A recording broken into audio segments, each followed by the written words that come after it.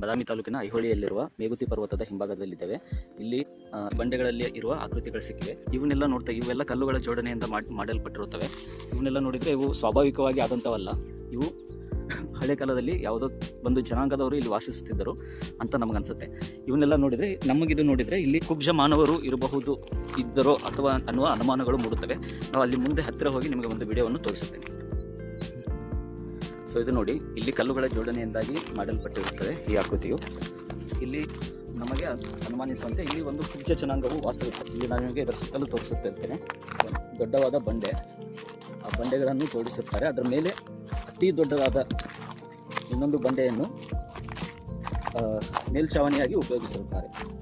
ಇದು ಹೆಚ್ಚು ಕಡಿಮೆ ಒಂದು 6 ಫೀಟ್ ಅಗಲ, 6ರಿಂದ 7 ಫೀಟ್ ಅಗಲ ಉದ್ದ ಇದೆ, ಒಂದು 5 ಫೀಟ್ ಅಗಲ ಇದೆ. ಇಲ್ಲಿ ಸುಮಾರು ಆಕೃತಿಗಳಿದ್ದವು. ಕೆಲವೊಂದು ಹಾಗೇ ಇದೆ, ಆದರೆ ಇನ್ನೂ ಕೆಲವೊಂದು ಇಂಥ ಸುಮಾರು ಆಕೃತಿಗಳನ್ನು ನಾವಿಲ್ಲಿ ನೋಡಬಹುದು.